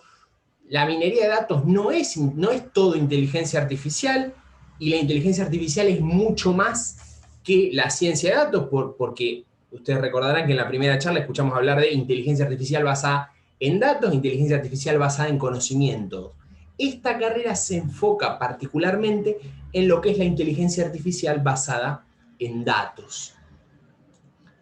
Es una carrera de 2 años y medio de duración, que tiene una parte de formación básica en matemática, estadística, programación, bases de datos y redes de datos, y después una formación específica en las áreas de aprendizaje automático, que era lo que llamamos Machine Learning, Deep Learning, que también se conoce como aprendizaje profundo, que es bien la parte de redes neuronales profundas, minería de datos, procesamiento de imágenes y procesamiento de voz. Y además de eso, como es una carrera técnica, de una carrera de pregrado, finaliza con una formación práctica, una suerte de pasantía. Y es una carrera que es absolutamente presencial, aunque la idea es... Hay cosas de las que ya no se puede volver hacia atrás, entonces la idea es tener 2/3 de la carrera más o menos en forma presencial y 1/3 en forma virtual, con unas 4 o 5 horas de cursado por día. En primer año tenemos lógica, matemática, una matemática introductoria, entorno de programación 1 e inglés técnico. Pasando al segundo cuatrimestre tenemos cálculo, tenemos más programación, tenemos una materia de introducción a la inteligencia artificial, tenemos álgebra. Fíjense que a pesar de ser una carrera de 2 años y medio, a pesar de ser una carrera de pregrado, tiene mucha formación en matemática. Con lo cual es una carrera que es corta, pero no por eso es una carrera que es fácil. Tenemos una práctica socioeducativa, luego tenemos en segundo año probabilidad de estadística, una tercera materia de programación, una segunda materia de bases de datos, una introducción a la ciencia de datos, una materia de redes, y ya en el cuarto año le tiramos con todo el baúl de la inteligencia artificial. Ahí es bien la formación específica de la carrera, una materia de Machine Learning, una materia de procesamiento del lenguaje natural, una materia de minería de datos, procesamiento de imágenes, una introducción, y introducción profesional medio. Y finalmente tenemos una segunda materia de aprendizaje automático, una segunda materia de procesamiento de imágenes y la práctica profesional, eso en el quinto cuatrimestre. Y bueno, digamos, nosotros acá hay un gran desafío porque es una carrera innovadora. Hay poca oferta a nivel de grado, pregrado en el país, me animo a decir. Tenemos la creación de la licenciatura en Ciencia de Datos en la Universidad de Buenos Aires. Si no me equivoco, la Universidad Nacional de San Martín está por abrir también su licenciatura en Ciencia de Datos. pero no hay mucha más oferta, se me puede estar escapando alguna. A nivel tecnicatura, hay una tecnicatura en Entre Ríos en minería de datos, y hay tecnicaturas, hay una tecnicatura universitaria de la Universidad Siglo XXI y de algunos institutos privados en otras partes del país. Y sí hay mucha oferta a nivel de posgrado, sin ir más lejos, acá en la ciudad está la maestría en estadística, que tiene una fuerte conexión con el tema, la maestría en ciencia de datos de la Universidad Austral, alguna maestría que puede llegar a salir de Universidad Tecnológica, por lo que sé, y muchas maestrías, por supuesto, en Buenos Aires, y hay mucha educación no formal con plataformas que se han creado en los últimos años para hacer una transformación, una suerte de transformación digital de la educación. Pero entonces estamos en una página que está relativamente en blanco, y por lo tanto vamos a tener que recurrir a ingeniería didáctica. Ingeniería didáctica es un concepto que viene de la didáctica de la matemática, que lo propuso Michel Artigue, y yo acá lo voy a tomar con muchas pinzas, así que no establezcan una conexión muy estricta entre lo que yo voy a decir y el concepto formal, pero la idea es que nosotros teníamos una necesidad de la industria, se diseñó este plan de estudios, y ahora estamos de camino a la implementación para luego evaluar, y yo soy ingeniero electrónico, digamos, así que le tengo mucho cariño a este diagrama de bloques con lazo de realimentación. Entonces la idea es que, bueno, desde la ingeniería es lo mismo que hacemos para resolver cualquier problema, lo que vamos a hacer con esta tecnicatura, ¿no? Tenemos una necesidad en la industria de, a mí me gusta decir cabeza de obra, porque ya no es tanto mano de obra en la industria 4.0, sino que se trata de una cabeza de obra o en esta economía del conocimiento. Lo vamos a implementar y tenemos que evaluar cada vez que termina cada cuatrimestre, mientras vamos cursando, tenemos que autoevaluar nuestra carrera, y una vez que nuestros egresados van saliendo, ver si seguimos cerca de lo que la industria necesita para después poder corregir en los programas de las asignaturas. Tenemos desafíos de formar en 2 años y medio profesionales competentes. No se trata de una ingeniería, no se trata de una licenciatura, no se trata de un posgrado. Entonces nosotros vamos a tomar estudiantes que recién salen de secundario y le vamos a dar la formación en las áreas de estadística, de programación y de minería de datos. Tenemos que tratar de no caer en una formación excesivamente tecnicista, donde hay otras habilidades que son muy necesarias en la industria, como la comunicación de estas ideas, poder comunicarle estas ideas a quien dirige un proyecto o a un cliente. Entonces hay muchas competencias transversales a estas verticales técnicas. Y desde ingeniería nosotros sabemos que, bueno, la matemática es importante, sin dudas, por todo lo que estuvieron comentando en las charlas anteriores. La matemática es la base de la construcción de los modelos y de los algoritmos de aprendizaje automático, pero nosotros sabemos muy bien de la Facultad de Ingeniería que a veces hay que recursar 3 o 4 o 5 veces cálculo o álgebra, bueno, análisis matemático, digamos, por más acorde a los planes anteriores. Se recursa muchas veces y, bueno, no podemos caer en eso porque tenemos que sacar en 2 años y medio profesionales que estén disponibles en el mercado laboral. Entonces, bueno, es necesario saber la demostración del teorema de Green y capaz que no hace falta.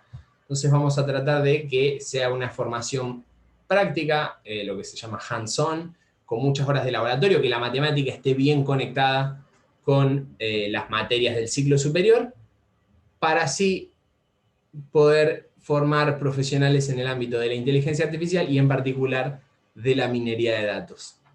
Eso era un poco un breve pantallazo de lo que es la tecnicatura. ¿Hay alguna pregunta? Nacho, tengo una pregunta. Sí. ¿Qué relación va a haber, o si hay relación, de esta carrera que vos estás presentando con profesionales de la ingeniería electrónica o de la informática?